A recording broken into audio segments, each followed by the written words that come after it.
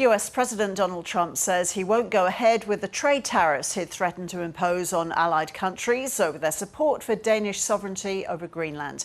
Mr. Trump says he had a very productive meeting with the head of NATO, Mark Rutte, that led to the framework of a potential deal covering Greenland and the Arctic region. The president also said he won't use force to acquire Greenland.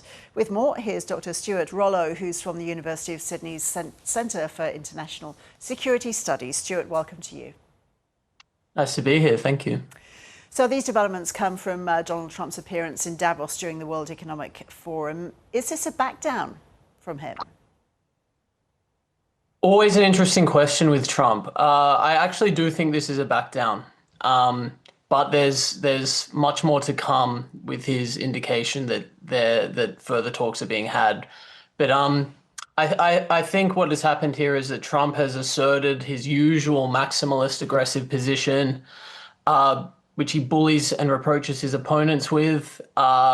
He's used to them coming cap in hand afterwards as he sits back with the might of the US state behind him and waits for them to sort of sue for terms. This is what the European Union did in response to his tariff pressure last year, but it's not what they've done now. They've responded very differently, and I actually think it has shaken his confidence a bit. And that's made the difference? It looks like it, yeah. So what do we know then about this potential deal that Mr. Trump says he's done with NATO's Mark Rutte? Well, we don't know anything about it, and I think that's a good indication of how slapdash all of this policy really is. So they've gone and had a behind-the-scenes conversation.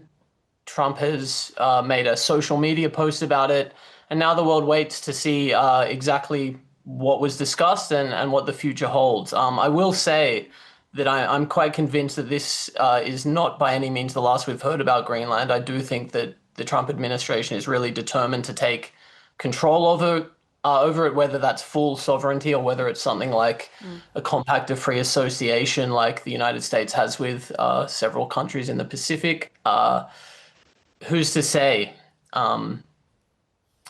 We'll see. Okay, let's just take a step back then. Remind ourselves, why is President Trump so hell-bent on taking over Greenland?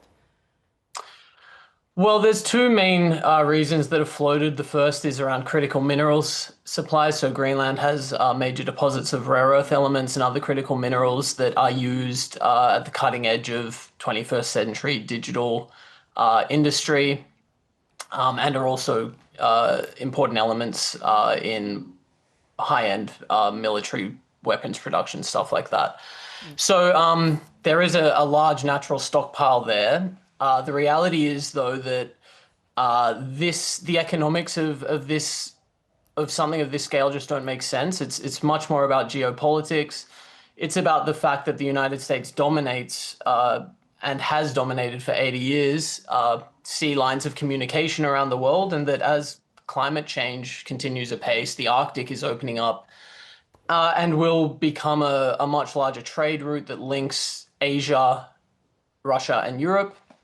And will be open for more naval access. And the United States is looking to lock in dominance of the Arctic through Greenland. And the Trump administration and the sort of America First movement has decided that doing this through alliances and through cooperative treaties and military development with Europe through NATO is not their preferred option. They are really determined to do this through the direct sovereignty and strength of the United States, and that's where the friction comes from here. Yeah. So Mr. Trump says that he won't use force to take over Greenland, but what is the latest on troop numbers there, both US and European? Well, the United States maintains a force of around 200 troops in Greenland permanently. They operate an air base there that is used for geospatial intelligence. It's used for calibrating the trajectory of ballistic missiles and for missile defense, and also as a base for strategic bombers to refuel. So it is a very important piece of strategic architecture for the US.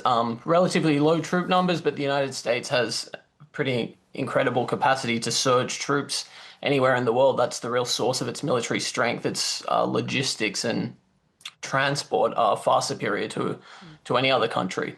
The European Union, well, several members of the European Union have just sent small detachments of troops as a sort of show of unity with Denmark. So France, Germany, I think Sweden and Finland have all sent very small detachments in the order of dozens of troops, just as a show of commitment and determination that they won't be bullied militarily by the United States.